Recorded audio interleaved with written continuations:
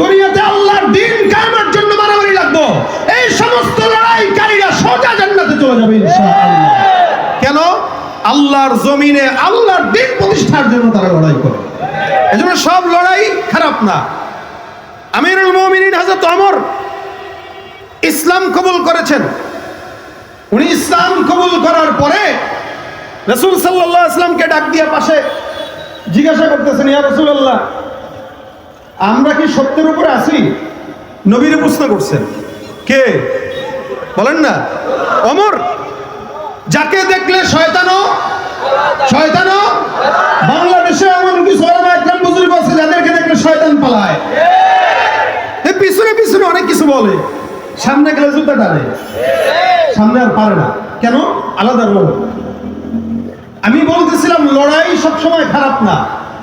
আমিরুল মুমিনিন ওমর হুজুর সাল্লাল্লাহু আলাইহি ওয়াসাল্লামের কাছে প্রশ্ন করলেন, ইয়া রাসূলুল্লাহ, আমরা কি হকের উপরে আছি? নবী বললেন 100% হকের উপরে আছি। হুজুর, আপনি কি সত্য নবী? বলে, অবশ্যই আল্লাহ আমাকে সত্য নবী হিসেবে প্রেরণ করেছেন। আল্লাহ কি একজন সত্য আছে? বলে, অবশ্যই আছে।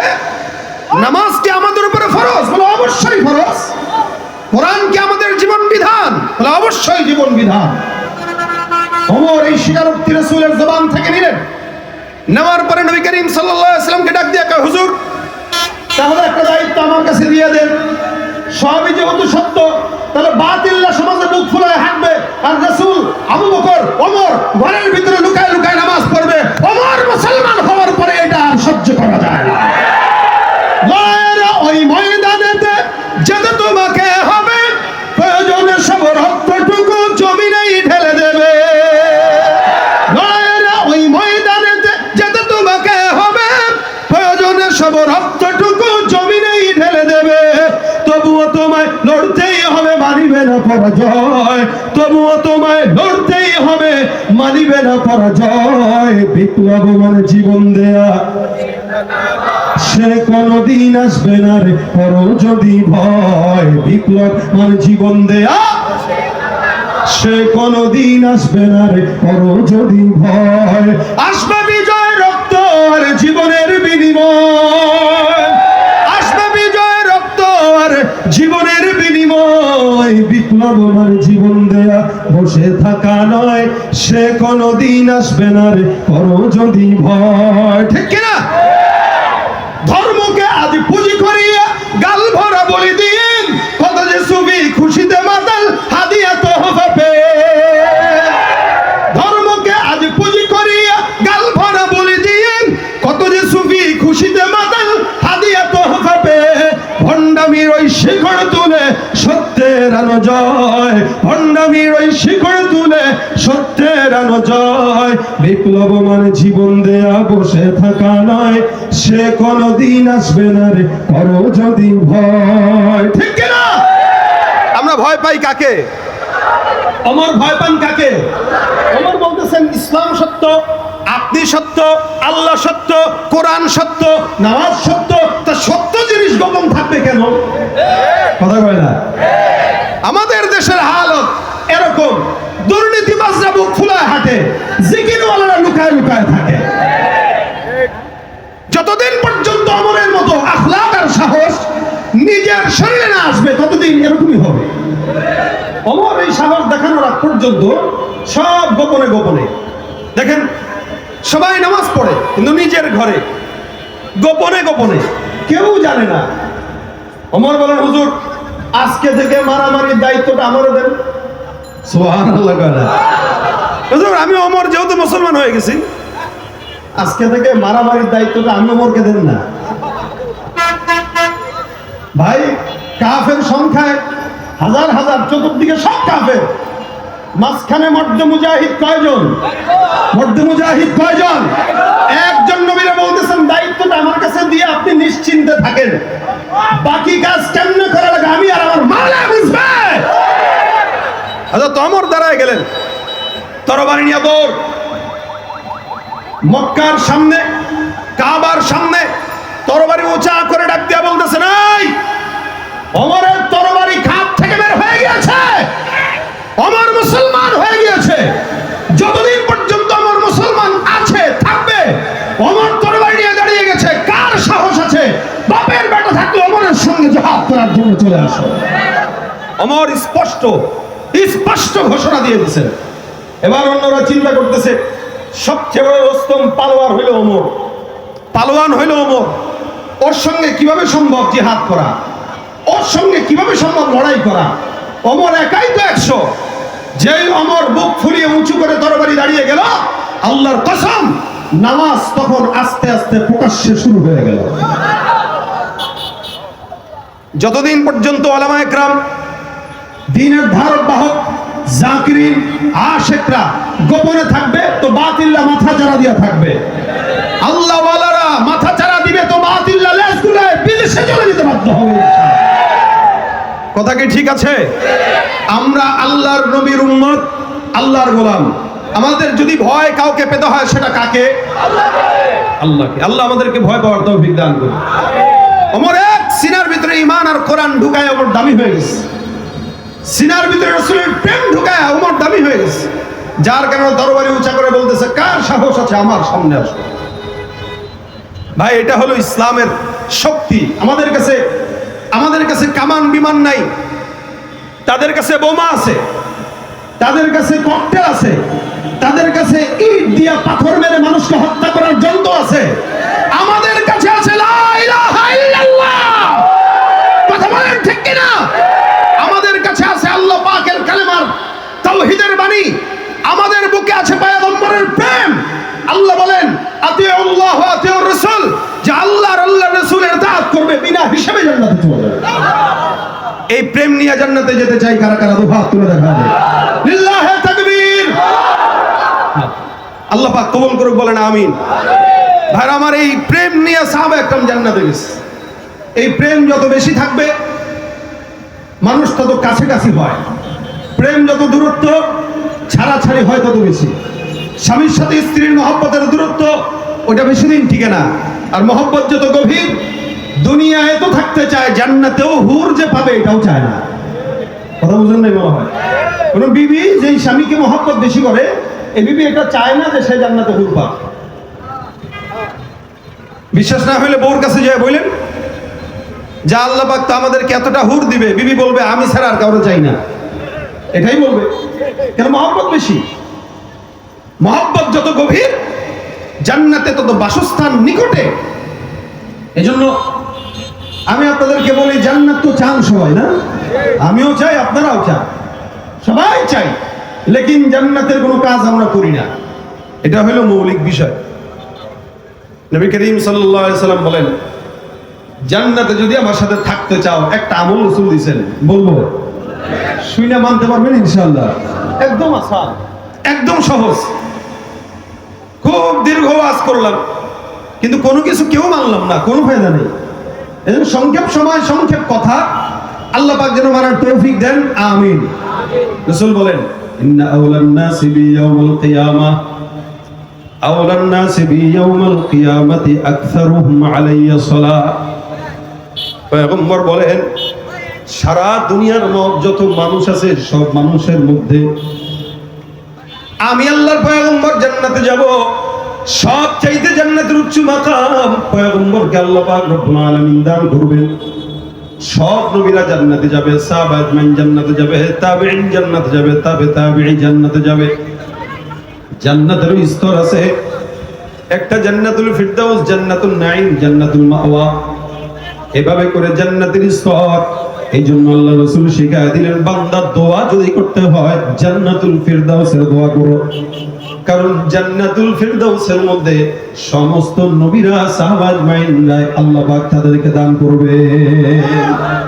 এজন্য জান্নাতুল ফিরদাউসটা চাওয়ার জন্য রাসূল সাল্লাল্লাহু আলাইহি ওয়াসাল্লাম আদেশ করেছেন। জান্নাতুল ফিরদাউস আল্লাহর নবী, সমস্ত নবীরা থাকবে, সাহাবা আজমাইন থাকবে, তাবেঈ থাকবে, সব ওলি বুজুর্গ, শহীদ যারা আছে দামি দামি, সব জান্নাতুল ফিরদাউসে থাকবে। এলাকার ভিতরে দামি কোন ইমাম যদি থাকে, দামি কোন আলেম যদি থাকে, বক্তা যদি থাকে, কোন জায়গায় দেখা হইলো, ভাই আপনার বাড়ি কই? বলে আমার বাড়ি কাজলা। আমার বাড়িও তো কাজলা। বলে কাজলা কোন জায়গায়? ওই যে অমুক হুজুরের বাড়ির এলাকায়। আরেকজনের সঙ্গে দেখা হয়, এ ডাক দিয়া কয়, আপনার বাড়ি কোথায়? কয় আমার বাড়ি অমুক হুজুরের পাশের বাড়িটা। আরেকজনের সাথে দেখা, সে বলে আপনার বাড়ি কই? বলে আমার বাড়ি তো হুজুর যে বিল্ডিং এ থাকে ওই বিল্ডিং এ।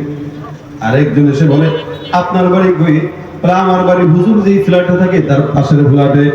বলেন তো এই চারজনের মধ্যে সবচাইতে নিকটবর্তী কে? যে নাকি হুজুরের পাশের ফ্ল্যাটে।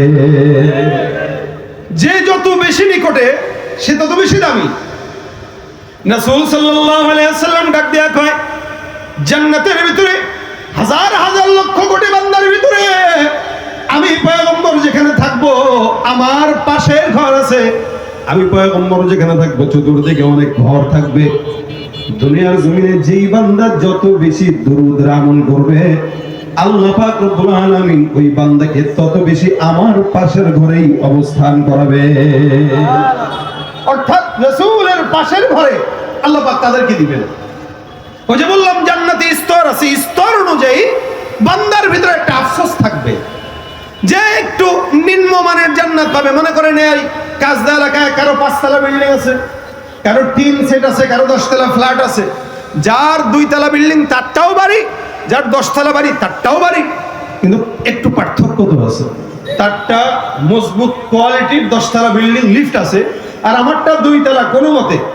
আরেকজন একটা টিন সেট হলো কয় আরে আমার যদি 2 তলাওয়ালার মতো বাড়ি থাকতো। 2 তলাওয়ালা বলে আরে আমার যদি 5 তলা বিল্ডিং এর মতো মালিক থাকতাম আমি। 5 তলাওয়ালা বলে আরে আমার যদি 10 তলা বিল্ডিং এর মতো একটা বিল্ডিং থাকতো। আর যার ঢাকা শহরে কিচ্ছু নেই সেদিন বলে আরে কাজদারে এই ময়লা খালের সিপাই যদি 1 শতক জায়গা থাকতো। মানে সবার একটা না একটা আফসোস আছে। জান্নাতে যারা যাবে তাদেরও আফসোস থাকবে। কি আফসোস? আরে আমি যদি অমুক হুজুরের মতো জান্নাতের ওই জায়গাটায় থাকতাম, আমি যদি আরেকটু বেশি আমল করে রাসূলের পাশে একটু জায়গা পাইতাম। আর আমি রাসূলের পাশে না পাইলেও যদি ওই যে ইব্রাহিম নবী জাতির পিতা, কে বলেন না? জাতির পিতা এই গত 15-16 বছর 17 বছর ভুলভাল পিতা ডেকে আসছেন। এখন তো আব্বা ডাকলেও আপনার কইবেন না আপনার পিতাকে। এখন আবার ইব্রাহিমে ফিরে গেছেন। আবার ক্ষমতার পরিবর্তন কখনো হইলে তখন আবার আগের জায়গায় ফিরে যাবেন। ঈমান কয় জায়গায় পেয়েছেন? হ্যাঁ, বাবা কয়জন না ডাকেন, যার বাবা একাধিক তার জন্মের ঠিক নাই। মনে রাখবেন জাতির পিতা ইব্রাহিম, মিল্লাত আবিকুম ইব্রাহিম। এটা ওই সরকার ক্ষমতায় থাকতেও বলেছে, এখনো স্পষ্ট বলবো। যতদিন হায়াত আছে ততদিনই বলবো, কারণ আমাদের মিল্লাতের পিতা ইব্রাহিম ছাড়া কেউ না। আর সর্বপ্রথম পিতা যিনি, উনি কে? আদম। আর আপনার জন্ম দিছে যে সে হলো আপনার বাপ। বাপ 3টাই, সর্বোচ্চ একটা বাড়তে পারে যেটা আপনি বিয়ে করবেন যারা তার বাপ, তাই না? এর চেয়ে বেশি বাপ তোর দরকার নাই, আসেনি? খাজারেও বাবা ডাকে, মাজারে যাও আব্বা বানায়, গোসল করে পানি নেয় না, প্রসাব করে পানি নেয় না, পায়খানা করে কুলুক নেয় না, দাড়ি নাই, গাঁজা খায়, আব্বা। আছে না নাই? কথা বলেন না কেন? এই যে এই সমস্ত ভণ্ডামি যারা যাদের জন চাইরে আব্বা ডাকে, এদের জন্মের ভিতরে সমস্যা থাকাটাও স্বাভাবিক, অস্বাভাবিক না। কিন্তু আমাদের বাবা যে জন্ম দিছে সেই, আর মিল্লাতের বাবা ইব্রাহিম, আর আদি বাবা আদম। আপনার মনে হবে আরে জাতির পিতা ইব্রাহিমের বাসার পাশে যদি একটু থাকতাম। হ্যাঁ, জান্নাতুল ফিরদাউসে যারা থাকবে তাদের একটা বিশাল বড় নিয়ামত। জান্নাতের ঘর থেকে বের হয়ে দেখবেন ওই যে আদম পয়গম্বরকে দেখা যায়। সুবহানাল্লাহ। কখনো এই গলিতে হাঁটবেন দেখবেন ওই তো ইউসুফ নবীকে দেখা যাচ্ছে। কখনো ওদিক দিয়ে বের হবেন দেখবেন ওই তো জাকারিয়া নবীকে দেখা যায়। কখনো দেখবেন ইসহাক নবীকে দেখা যায়, কখনো দেখবেন নূহ নবীকে দেখা যায়। নবীর সঙ্গে বসে একটু গল্প করবেন, নবী গো বন্যার কাহিনীটা একটু বলেন না। কি জান্নাতে একসাথে থাকলে গল্প করবেন না? ইব্রাহিম নবীরে দেখলে বলবেন বাবা ইসমাইল যে রেখে আসছিলেন কেমন লাগছিল, অনুভূতিটা একটু শোনান না। সুবহানাল্লাহ। কিছুক্ষণ পর তাকায় দেখবেন ওই তো আবু বকর দেখা যায়। যেখানেই যখন হাঁটবেন এক এক সাহাবী, তাবেঈ, শহীদ সবাইকে পাবেন। রাসূল বলেন ওই কোয়ালিটির জান্নাত যদি চাও বেশি বেশি আমার উপরে দুরূদ পড়ো, আমার পাশেই তুমি থাকতে পারবে। সুবহানাল্লাহ। আল্লাহ পাক নিজে আমল করেন, এজন্য আল্লাহ বলেন ইয়া আইয়ুহাল্লাযীনা আমানু সাল্লু আলাইহি ওয়া সাল্লিমু তাসলিমা। ইন্নাল্লাহা ওয়া মালাইকাতাহু ইউসাল্লুনা আলান নবী, আল্লাহ বলেন সব ফেরেশতারা আর আল্লাহ নিজে ওই পয়গম্বরের উপরে দুরূদের আমল করতে থাকে। সুবহানাল্লাহ। সমস্ত ফেরেশতারা করে মানে ফেরেশতা কতজন কেউ কি গুনতে পারবেন? গণার সামর্থ্য আছে কারো? নেই। কোটি কোটি ফেরেশতা। খালি স্বাভাবিক গতিতে যদি বলি, আল্লাহ পাক রব্বুল আলামিন আরো সে একটা ঘর রাখছে যার নাম বাইতুল মামুর। ও বাইতুল মামুরের ঠিক বরাবর নিচে বাইতুল্লাহ। ইন্না আউওয়ালা বাইত উদিআ লিন-নাসি লাল্লাযী বিবাক্কাতা মুবারাকান ওয়া হুদাল লিল আলামিন। এই নিচে বাইতুল্লাহ আর উপরে বাইতুল মামুর। রাসূল বলেন আসমান থেকে বাইতুল মামুরকে ছেড়ে দিলে সোজা কাবার উপরে পড়বে, এতটা বরাবর। নিচে আল্লাহর বান্দারা তাওয়াফ করে আর উপরে আসমানে ফেরেশতারা তাওয়াফ করে। সুবহানাল্লাহ। মানে একজন মালিকের ইবাদত, জমিন, আসমান, গ্রহ, নক্ষত্র সব জায়গায় একজনের ইবাদত চলে। সুবহানাল্লাহ।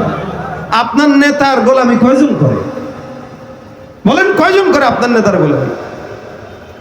এর ভিতরে দলের ভিতরে এই দলের ভিতরে মারামারি, এরে মারে ও এরে মারে, কথা বলে না। দলের ভিতরে মারামারি, ও ওরে মারে তে তারে মারে। এক এলাকায় নেতা একজনের কয়জনই আর মারে বলেন? 1000। 1000-এর ভিতরে আবার দেখবেন 500 হেরে দেখতে পারে না, কোনো মতে পিঠ বাঁচানোর লেগে মারে।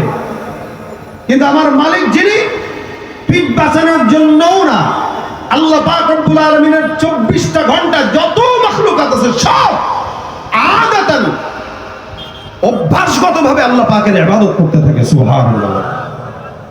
রাসূল বলেন দুনিয়ার যেই ঘর বাইতুল্লাহ তাওয়াফ হয়, এই বাইতুল্লাহ তাওয়াফ করার জন্য নির্দিষ্ট কোনো সীমারেখা নাই, যার যতবার মন চায় ততবার করতে পারে। তো হজের সফরে গেলে দেখবেন হাজী সাহেবরা একজন একজনের সাথে গল্প করে, রে কয়বার তাওয়াফ করছেন? আমি করছি 70 বার। আপনি কতবার করছেন? আমি করছি আজকে 100 বার। গণনা করে। আমাদের দেশের মানুষ অনেক সময় হজ কারে কয় এটাও বুঝে না, চলে যায়। এর আগে বহু 4-5 বছর আগে এক আল্লাহর বান্দা, আমি হজে গেছি, আসার পরে একজন আমার বলতেছে হুজুর আজকে কয়বার তাওয়াফ করছেন? আমি বললাম ভাই একবার করছি। কারে কয় কি আপনি একজন আলেম মানুষ একবার তাওয়াফ করছেন? আমি তো আজকে 80 বার না 88 বার বলছি, এরকমই হবে, 80 বার করছি মনে করো না। 80 বার কিভাবে করলেন? 5 ওয়াক্ত নামাজের পরে যদি আপনি 2 বার করে করেন 10 বার। আপনি ঘুমাইছেন কখন, খাইছেন কখন, ওযু করছেন কখন, কেমনে কি কিভাবে তাওয়াফ করছেন একটু বলেন। সে আমারে বলতেছে যে হাজরে আসওয়াদ থেকে এক তাওয়াফ দিছি, আবার দিছি, আবার দিছি, আবার দিছি, আবার দিছি, 80 তাওয়াফ। 80 চক্কর মানে 80 তাওয়াফ। নাউযুবিল্লাহ। বুঝছেন কথাটা? 7 চক্করে হয় এক তাওয়াফ। কয় চক্করে? 7 চক্করে বাস এক তাওয়াফ। এ মনে করছে 7 চক্করে 7 তাওয়াফ, এরকম করছে 80 চক্কর মারছে। একটা চক্কর তো আল্লাহর কাছে যায় নাই, কিন্তু সে 80 চক্কর মেরে করছে। আমার কথা হইল কাবা তাওয়াফ করার কোনো বিধিনিষেধ নাই, যার যতবার মন চায় করতে পারে। কিন্তু রাসূল বলেন আসমানে যেই ফেরেশতারা বাইতুল মামুর তাওয়াফ করে ওইটার বিধিনিষেধ আছে। প্রতি তাওয়াফে 70,000 ফেরেশতারা তাওয়াফ করে প্রতি চক্করে। এক এক চক্করে কত হাজার? 70,000। নবী বলেন এক চক্করে যেই ফেরেশতারা তাওয়াফ করে চলে যায়, ও তার জিন্দেগিতে দ্বিতীয় কোনো চক্কর দেওয়ার সুযোগ আর পায় না। বুঝে নেবার কত কোটি কোটি ফেরেশতা আল্লাহ দিয়েছেন। জন্য আল্লাহ বলেন ইন্নাল্লাহা ওয়া মালাইকাতাহু ইউসাল্লুনা আলান নবী। আল্লাহ এবং আল্লাহর সব ফেরেশতার দল ওই পয়গম্বরের উপরে তাওয়াফ করে, পয়গম্বরের উপরে দুরূদের আমল করে, সালাম পৌঁছায়। সুতরাং হে ইমানদার, তোমরাও যারা মুমিন আছো, তোমরাও 24টা ঘন্টা নিজেদের আমল পয়গম্বরের নামের দুরূদ বানায় নাও। সুবহানাল্লাহ। উবাই ইবনে কাব রাদিয়াল্লাহু তাআলা বর্ণনা করেন রাসূলের সঙ্গে আমার সাক্ষাৎ।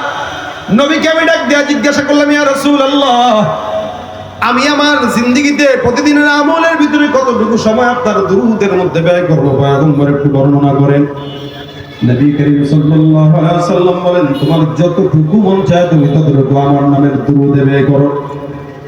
উবাই ইবনে কাব রাদিয়াল্লাহু তাআলা ডাক দিয়া কয়, ইয়া রাসূলুল্লাহ, আমি যদি আমার দিনের 4 ভাগের 1 ভাগ আমি যদি আপনার নামের দুরূদ পড়ি হবে কিনা?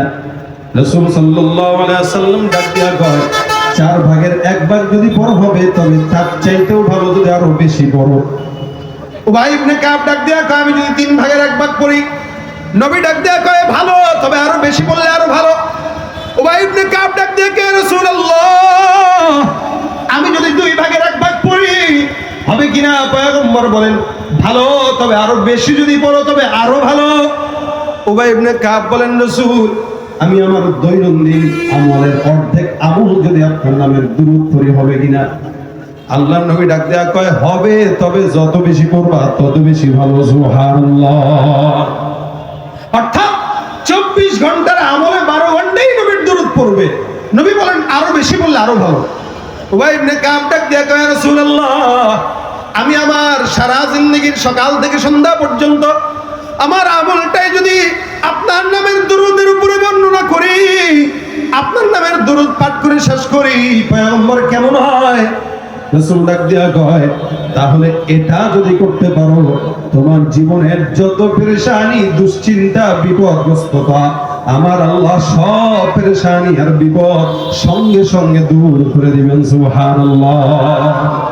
চিন্তা করা যায়, আল্লাহ পাক রব্বুল আলামিনের হাবিব বলেন, সারাদিন যদি কেউ আমার দুরূদ পড়ে, রাসূল বলতেছেন ওই ব্যক্তির জন্য আল্লাহ পাক এমন ভাবে যথেষ্ট হবে, ওর মুসিবত, বিপদ, মামলা মোকদ্দমা, ওর যা ঝামেলা, শারীরিক অসুস্থতা, আর্থিক অসচ্ছলতা, সব কিছু আল্লাহ পাক দুরূদের বরকতে দূর করে দিবেন।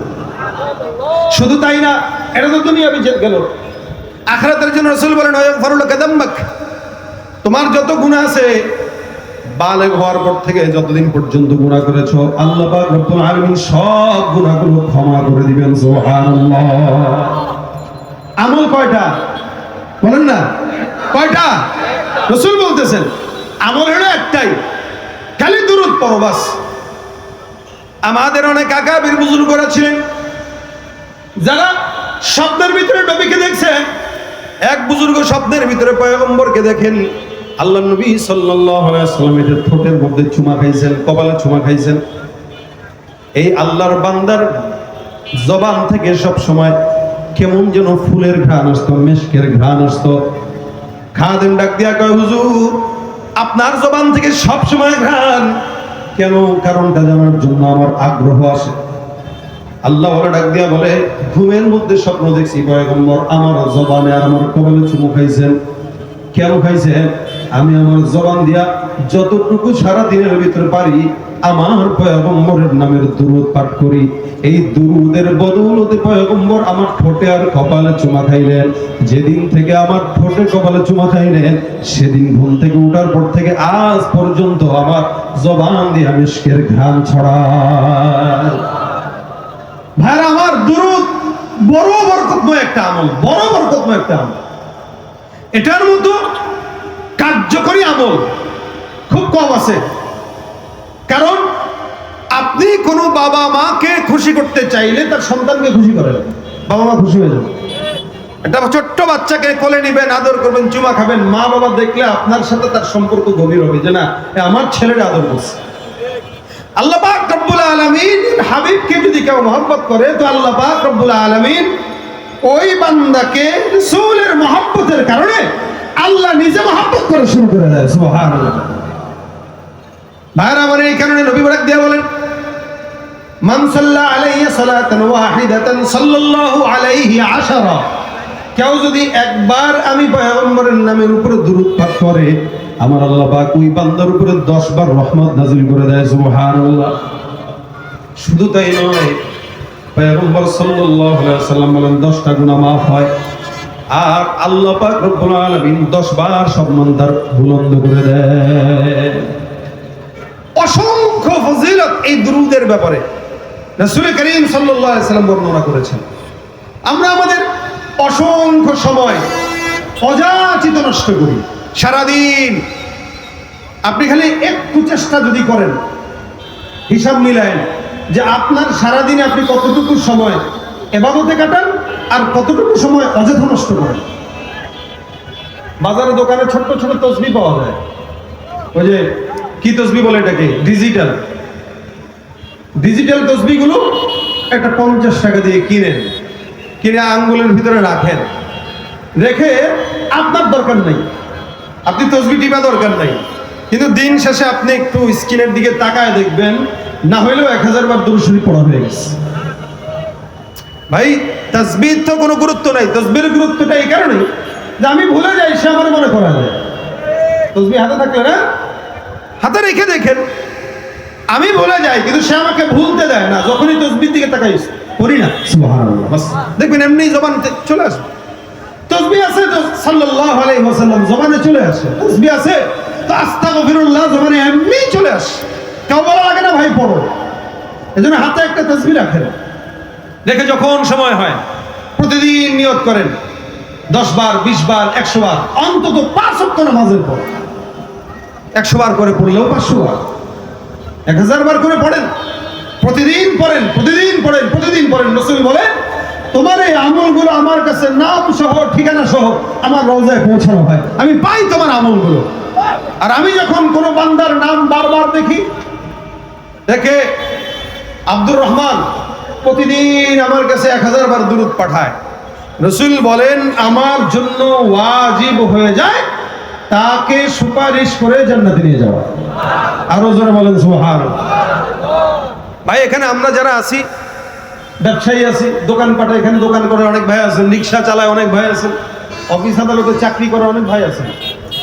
আপনার দিনের ভিতরে আমাদের বর্তমান সময় আমাদের 24 ঘন্টার ভিতরে 8 ঘন্টা ঘুম যায়, বাকি 4-5 ঘন্টা মোটামুটি কামে যায়, বাকি সব অকামার ফেসবুকের ভিতরে যায়। কথা বলেন ঠিক না? কিভাবে কারে খোসানো যায়, কিভাবে কার বিরুদ্ধে কথা বলা যায়, কারে কমেন্ট একটা হুট করে খোসা মারা যায়, কার ব্যাপারে কতটা বিষোদ্গার ছড়ানো যায়, এই অকামের পিছনে খরচ করতে সময় খুব পছন্দ করি। কেউ যদি বলে ভাই একটু দুরূদ পড়বে, আইসে ভণ্ড, মানে আমল শিখায়। এই জন্য কে কি করলো ভাই ওদিকে নজর না দেন, অন্তত নিজের সময়টাকে আল্লাহর রাসূলের জন্য নির্দিষ্ট করেন। উবাই ইবনে কাবের মতো, যে উবাই ইবনে কাব বলেছে আমার দিনের 24টা ঘন্টাই আমি আপনার পিছনে ব্যয় করব। তো নবী বলেছেন তোমার গুনাহও মাফ হবে, পেরেশানিও দূর হবে, সম্পদও আসবে, যত মুসিবত আছে সব চলে যাবে। আল্লাহ পাক রব্বুল আলামিনের হাবিবের কথা যদি সত্য হয়, ইনশাআল্লাহ শত বিপদ হইলেও আপনার বিপদ আল্লাহ পাক দূর করে দিবেন। রাজি আছেন পড়তে ইনশাআল্লাহ? কারা কারা পড়বেন হাত তুলেন। আল্লাহ কবুল করে জোরে বলেন আমিন। এই যে নিয়ত করছেন, নিয়তেই করব। এজন্য সময়গুলো উল্টা পাল্টা ব্যবহার না করে, এলোমেলো খরচ না করে, যখন সুযোগ হয় সময় হয় রাসূল সাল্লাল্লাহু আলাইহি ওয়াসাল্লামের নাম হাতের ভিতরে দুরুদের মালা জবানে দিয়ে রাখলাম একটু, সাল্লাল্লাহু আলাইহি ওয়াসাল্লাম, সাল্লাল্লাহু আলাইহি ওয়াসাল্লাম, সাল্লাল্লাহু আলাইহি ওয়াসাল্লাম, আল্লাহুম্মা সাল্লি আলা মুহাম্মাদিন নবী, আল্লাহুম্মা সাল্লি আলা মুহাম্মাদিন নবী, আল্লাহুম্মা সাল্লি আলা মুহাম্মাদ। নবী বলেন কোন বান্দা আমার নাম শুনলো আর দুরূদ পড়লো না, ওই বান্দার মতো কৃপণ বান্দা আর জমিনের মধ্যে কেউ হতে পারে না। সবচেয়ে কৃপণ সে যে রাসূলের নাম শুনে দুরূদ পড়ে না। এই জন্য আরেক হাদিসে জিবরিল বদদুআও করেছেন যে রাসূল সাল্লাল্লাহু আলাইহি ওয়াসাল্লামের নাম শুনলো আর দুরূদ পড়লো না, আল্লাহ তার ধ্বংস হোক। নবী বলতেছেন আমিন। বদদুয়া করছে জিবরাইল, নবী বলছেন কি আমিন। বুঝেন এবার দোয়ার ফজিলতটা কত আর বদদুয়ার ধারটা কত। রাসূল আমিন বলে দোয়া করছেন আর বদদুয়া করছেন জিবরাইল। এজন্য 5 ওয়াক্ত আযানের জবাবও যদি আমরা দেই, অনেক মুফাসসিরিন ইকরাম বলেন আযানের জবাব দেওয়ার জন্য, কেন আযানের জবাবের মাধ্যমে দৈনিক দিন 5 বার ঈমান নবায়ন হয়, 5 বার। রাসূল বলেছেন জাদ্দিদু ঈমানাকুম, তোমরা তোমাদের ঈমানকে নবায়ন করো। আর ঈমানটা নবায়ন হয় 5 বার আযানের জবাব দেওয়ার মাধ্যমে। আর আযানের জবাবের মাধ্যমে যেমন ঈমান নবায়ন হয়, তেমন নবীর প্রতি মহব্বতটাও নবায়ন হয়। সুবহানাল্লাহ। কারণ ওখানে আশহাদু আন্না মুহাম্মাদুর রাসূলুল্লাহ আছে না নাই? তা আযানের জবাব দিলে সাল্লাল্লাহু আলাইহি ওয়াসাল্লাম পড়তে হবে কি হবে না? এই কারণে আজকেই নিয়ত করেন, মাহফিল যেহেতু বসছে, তাসবিহও বসবে, টুপিও বসছে, একটা তসবিহ 33 গুটির একটা তসবিহ নেন, অথবা ওই ডিজিটাল একটা তসবিহ কিনেন। এই ডিজিটাল একটা তসবিহ কিনেন, একটা আতর কিনেন ছোট্ট, এই আতরটা নিজের পকেটে রাখেন। রাসূল সাল্লাল্লাহু আলাইহি ওয়াসাল্লামের শানে যখন রাত্রেবেলা বা নামাজের পরে একটু বসবেন দুরূদ পড়ার জন্য, তখন একটু গায়ে আতরটা মাখেন। মনের ভিতরে ধারণ করেন যে রসুল আমি আপনার সাথে একটু প্রেমের কথা বলবো। আল্লাহ নবী সাল্লাল্লাহু আলাইহি সাল্লামের সাথে প্রেমের কথা বলার নিয়তে আতর মেখে দুরুদের ফজিলত সম্পর্কে কিছু হাদিস পড়ে দুরুদ পড়া শুরু করেন। ঘ্রাণওয়ালা দুরুদ রসুলের রওজায় চলে যাবে, ঘ্রাণওয়ালা দুরুদ। এই জন্য ভাইয়ের আমার, ইনশাআল্লাহ কেউ যদি দুরুদ বেশি বাড়ায় দেয়, আমাদের বুজুর্গানে দিনদের এগুলা হচ্ছে অভিজ্ঞতা থেকে বলতেছি, তাজরিবা থেকে বলতেছি। আমাদের আকাবিররা বলতেন, ওস্তাদরা বলতেন, কেউ যদি দুরুদ বাড়ায় দেয় তো আল্লাহ পাক তাকে স্বপ্নে রসুলকে দেখায় দেয়। দেখতে চান তো ভাই? আকাবিররা যদি দেখতে পারে আমরাও পারবো ইনশাআল্লাহ। ওনারাও মানুষ, আমরাও মানুষ, পার্থক্য আমলে। তাদের আমল ছিল, আমরা বদআমলি। এজন্য জবানে ঘুমের আগে অন্তত উল্টা পাল্টা কথাবার্তা না বলে দুরুদের আমল উঠায় নেন। ঘুমের সময় দুরুদ পড়তে পড়তে ডান কাত হয়ে ঘুমায় যান। একদিন, 2 দিন, 3 দিন, 1 মাস, 2 মাস পরে দেখবেন রসুল স্বপ্নে চলে আসছে। রসুল চলে আসছে তো রসুলকে দেখে ফেললেন। আশা করা যায় নবীর এই দিদার আমার জান্নাতের উসিলা হয়ে যাবে ইনশাআল্লাহ। যদি এটা হাদিসে নাই, বাকি আশা করা যায় রসুল যদি স্বপ্নে আসার দেখে ফেলি, রসুলের দিদারের বরকতে জান্নাতে রসুলের সাথে থাকতে পারবো ইনশাআল্লাহ। চাই তো? কথা কয় না? চাই। আল্লাহ কবুল করে বলেন আমিন। দুরুদের মালা গলায় দেব ইনশাআল্লাহ, ইনশাআল্লাহ। আল্লাহ আমাদের সকলকে তৌফিক দান করে বলেন আমিন। মুহাম্মাদের নাম জপেছিলি বুলবুলি তুই আগে, তাই কি রে তোর কণ্ঠের গান, তাই কি রে তোর কণ্ঠের গান এতই মধুর লাগে ওরে, এমন মধুর লাগে। মুহাম্মাদের নাম জপেছিলি বুলবুলি তুই আগে, ওরে গোলাপ নিরিবিলি নবীর কদম চুমেছিলি, সেই কদমের খুশবু আজো, সেই কদমের খুশবু আজো তোরা করে জাগে। মুহাম্মাদের নাম জপেছিলি বুলবুলি তুই আগে। আল্লাহ পাক আমাদের সকলের দিলে রাসূলের মহব্বত ঢুকায় দেয়। ছোট্ট একটা কথার জন্যই এই এতগুলো কথা বললাম। এজন্য আজকে থেকে নিয়ত করবেন, যখন সুযোগ হয়, সময় হয়, হাতে করে সাল্লাল্লাহু আলাইহি ওয়াসাল্লাম এই আমলটা আমরা করব ইনশাআল্লাহ। রাসূলের প্রেমে সবাই মিলে আমরা একটা গজল এখন পড়বো। রাজি আছি? আওয়াজ দিয়ে পড়বেন। রাজি আছেন? আমার সাথে বলেন লিল্লাহে তাকবীর, লিল্লাহে তাকবীর। ইশকে নবী জিন্দাবাদ, ইশকে নবী, ইশকে নবী। আমার একটু টনসিলের ব্যথা হয়েছে, কথা বলতে কষ্ট হচ্ছে। আমার পাশে তো শিল্পীর আড্ডাখানা এখানে যে আছে, আরো আছে, ধরো তোমরা, আপনারা তো আছেন নাকি? ইশকে নবী জিন্দাবাদ, ইশকে নবী জিন্দাবাদ। আওয়াজ দিয়া ইশকে নবী জিন্দাবাদ, ইশকে নবী জিন্দাবাদ, ইশকে নবী জিন্দাবাদ। আমার মনে ভুবন জুড়ে উঠলো যখন চাঁদ, তারার মিছিল কোরাস ধরে বললো মুহাম্মদ। ধীর দোলো দুরুদ সুরে নামলো খুশি রাত দুপুরে, সেই খুশিতে জাগলো ধরা পড়লো খবর পরম্পরা। মনের আকাশ বলে দূর মদিনার চাঁদ।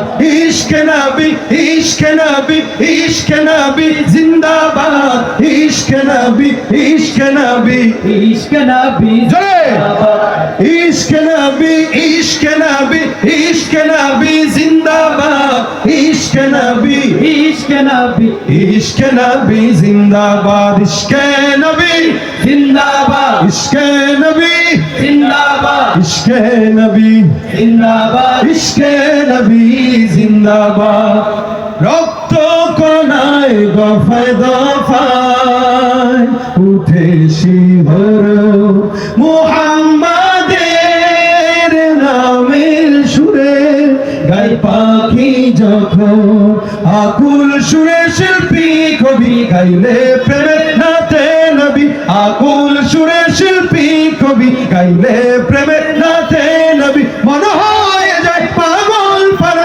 নামায় দুজন হোসেন ধারা দিল পরিবেশ দরুদ সুরে যায় হৃদয়ের সাথ ইশকে নবী ইশকে নবী ইশকে নবী জিন্দাবাদ ইশকে নবী ইশকে নবী ইশকে নবী জিন্দাবাদ ইশকে নবী ইশকে নবী ইশকে নবী জিন্দাবাদ ইশকে নবী ইশকে নবী ইশকে নবী জিন্দাবাদ ইশকে নবী জিন্দাবাদ ইশকে নবী জিন্দাবাদ ইশকে নবী জিন্দাবাদ ইশকে নবী জিন্দাবাদ ইশকে নবী লিল্লাহি তাকবীর। আল্লাহ পাক আজকের মজমা কবুল করুক, যা বললাম শুনলাম এগুলোকে আমল করার তৌফিক দান করুক। আমার তৌফিক ইল্লা বিল্লাহ।